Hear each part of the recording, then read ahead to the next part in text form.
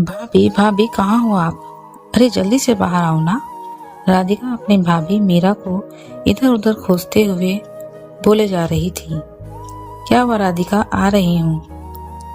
ब्याह का घर है ना, बहुत काम होते हैं।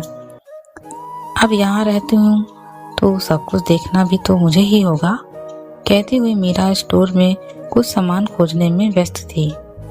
ये क्या बात हुई भाभी? बड़ी भाभी के बेटे की शादी? वो तो मजे से अपने कपड़ों की मैचिंग ज्वेलरी सेट करने में व्यस्त हैं। उसके बाद संगीत के लिए रिहर्सल भी कर रही हैं। और एक आप, बस काम काम काम। राधिका मीरा का हाथ पकड़कर डांस की प्रैक्टिस करवाने ले जाने लगी। राधिका बाद में कर लूंगी ना, राधिका बाद में कर लूंगी ना प्रैक्टिस, पहले काम करने देती। माँ और भाभी फिर मुझसे ही सवाल करेंगी। मीरा हाथ छुड़ाकर जाने की कोशिश करने लगी। बस भाभी, जब से आप आई हो देख रही हूँ, माँ और बड़ी भाभी दोनों आपके ऊपर काम की जिम्मेदारी सौंप कर मजे करने लगी।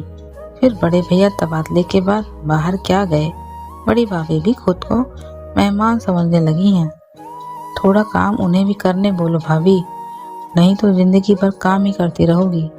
ना कहना सीखो भाभी। वो कहते हैं ना, सीधे का मुंह कुत्ता चाटे। सब आपसे फायदे लेते रहेंगे, पर आपको ना तो कोई समझेगा ना आपकी मदद करेगा। राधिका मीरा का हाथ जबरदस्ती पकड़कर वहां ले गई जहां सब डांस की प्रैक्टिस कर रहे थे। अरे मीरा, वो सब सामान स्टोर से निकाल दिया? मीरा को देखते ही उसकी जेठानी ने पूछा। वो मीरा कुछ कहती उससे पहले राधिका ने कहा, बड़ी भाभी आपकी प्रैक्टिस तो हो गई है ना, आप देख लो सामान।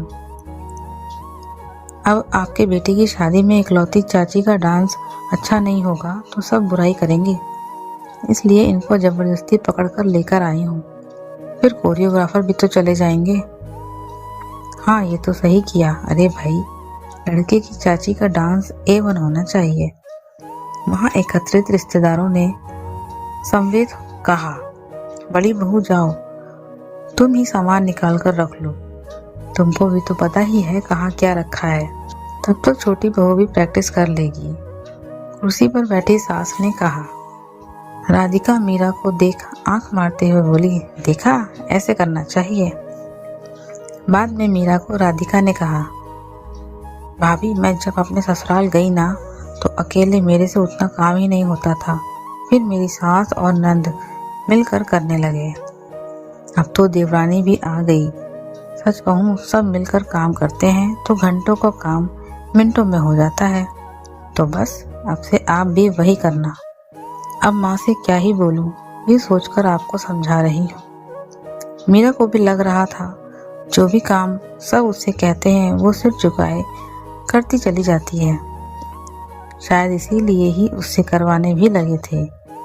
अब मैं भी ना कर दिया करूँगी। ऐसा भी क्या जो वो नहीं कर सकते। दोस्तों, उम्मीद करती हूँ आपको हमारी कहानी पसंद आई होगी। कहानी पसंद आई है तो वीडियो को लाइक करें, चैनल पर नए हैं तो चैनल को सब्सक्राइब करें और हाँ, नोटिफिकेशन बेल को जरूर दबाएं ताकि अगली अपडेट सबसे पहले आपको मिले। Thank you.